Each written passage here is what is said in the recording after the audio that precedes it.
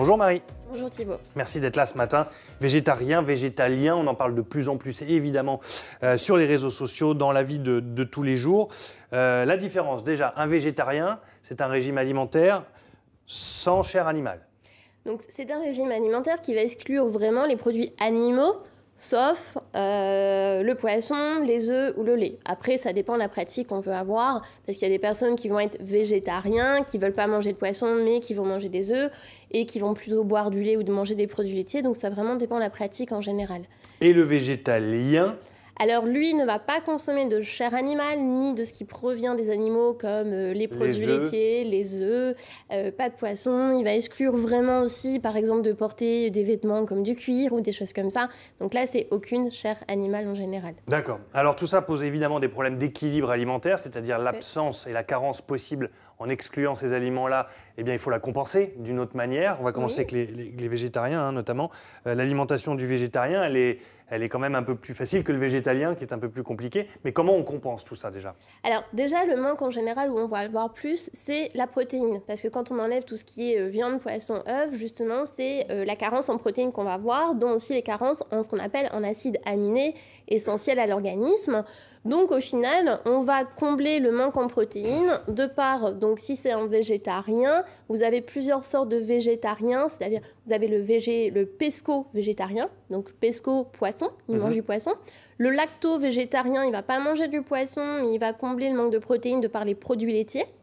Vous avez l'ovo, donc ovo-œuf, ovo végétarien, et vous avez les ovos lacto-pesco-végétariens, donc qui mangent pas de produits type par exemple de la viande, mais qui vont avoir des protéines de par les produits laitiers, les yaourts, fromage, le poisson et les œufs. Donc après ça dépend vraiment. Donc en fait compte, si on mange un peu de poisson, un peu d'œuf, un peu de produits laitiers, on a des protéines là. Si la personne ne veut pas manger de poisson ni d'œuf, on va combler le manque de protéines de par les produits laitiers et les légumineuses. Déjà que c'est compliqué pour s'y retrouver de manière générale, mais alors là, c'est complexe. Si vous êtes, vous, chez vous, végétarien ou végétalien et que vous connaissez éventuellement quelqu'un qui l'est, n'hésitez pas à nous faire partager votre témoignage. Ça pourrait être intéressant d'échanger comme ça avec Marie sur ce thème-là. Du coup, comment est-ce qu'on compense? Les végétariens, eux, peuvent aller chercher les protéines dans les œufs et les produits laitiers notamment. Alors, œufs, produits laitiers et légumineuses. Donc les légumineuses sont très riches. Je rappelle que les légumineuses, c'est tout ce qui est lentilles, flageolets, haricots blancs et rouges. Donc il y a plus de protéines d'origine végétale en fait. Donc on va combler de par ça aussi en fait. Delphine, justement, sur Facebook, réagit à notre demande. Elle est devenue végétarienne, écœurée par la viande. Alors, quand on devient végétarien, c'est qu'on a une allergie, un dégoût. C'est une question d'éthique, c'est quoi le chemin pour y arriver? Déjà, il y a la question d'éthique parce que on se rend compte, on voit un petit peu comment sont martyrisés un petit peu les animaux. Donc des moments, c'est un dégoût comme ça et des moments, c'est un dégoût au niveau de la viande. On n'arrive plus à digérer vraiment l'aspect de la protéine en fait. Ça devient déjà, j'arrive plus à manger de la viande rouge, c'est trop dur à digérer. Et après, des moments, c'est le goût de la viande en fait. Ça peut arriver en fait. Donc du coup, c'est tranquillement, on va plus aller manger du poisson. Puis après, on est dégoûté du poisson. Donc au final, on l'enlève au fur et à mesure du temps, quoi. Donc ça peut être soit une question d'éthique, je ne veux plus manger d'animaux, j'ai jamais voulu manger d'animaux, ou soit un dégoût. Mais il n'y a pas d'allergie en telle, en fait.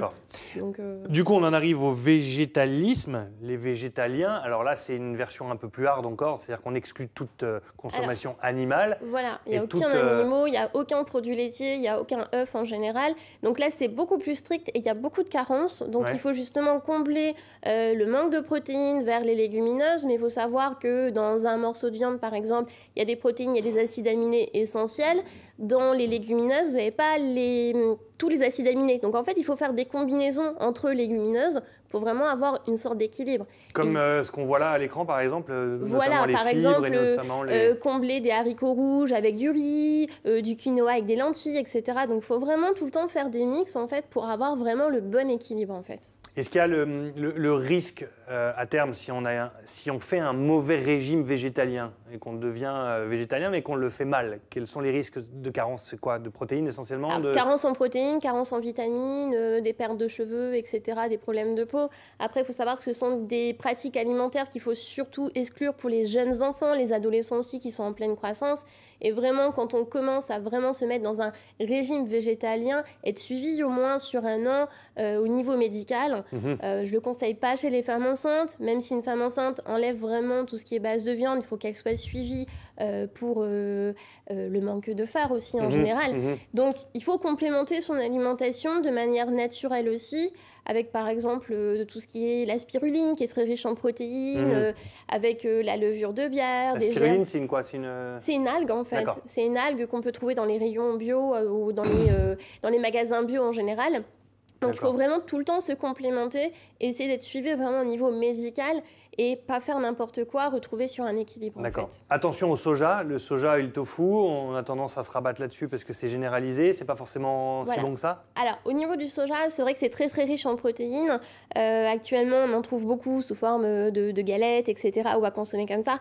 Au long terme, il y a des études qui commencent à sortir que c'est pas super bon. En fait, le soja, on va dire les sojas qui sont fermentés, etc., on peut les consommer, mais le soja comme ça, pur et dur, au long terme, la surconsommation peut provoquer des maladies cardiovasculaires. Et il y a beaucoup ce qu'on appelle des phytoestrogènes, donc qui sont pas tellement bons pour la femme non plus en général. D'accord. Donc c'est vrai qu'il faut vraiment en consommer, on va dire, une fois par semaine, pas plus, et pas non plus surconsommer sur les bases de produits type par exemple les yaourts au soja, etc. D'accord, très bien. Avant de se lancer dans quel que soit le régime, qu'il soit végétalien ou végétarien, la base c'est de consulter et de quand même se documenter au maximum pour ne pas se lancer à l'aveugle. Hein. Voilà, il faut consulter le médecin pour faire déjà un bilan préalable, nutritionniste et base de diététicien pour trouver vraiment l'équilibre sur toutes les protéines en fait. Il faut vraiment trouver le bon dosage sur les légumineuses en général. Très bien, merci Marie. Anne-Sophie, on laisse tomber le bol de carottes et de soja. Allez, on laisse tomber. et on y va pour les questions et les réactions sur Internet. Oui, on a eu une petite question de Lison qui dit « Moi, je suis complètement larguée. Hein. Alors, végétalien, végétarien, ok. Mais alors, dans ce cas, vegan, c'est quoi ?» Vegan, bah c'est... Vegan, c'est végétalien, le vegan. Ah, c'est que végétalien. Ouais, c'est végétalien, le vegan, oui. D'accord, bon bah voilà. Et après, oui, c'est par rapport à une attitude, un comportement aussi dans la vie, plus de vêtements, voilà, par exemple, plus de chaussures en cuir, etc. Hein, c'est tout ça, c'est un concept global, je dirais. Marc, lui, demande, est-ce qu'on retrouve les nutriments apportés par la viande et les produits laitiers dans le régime végétalien ?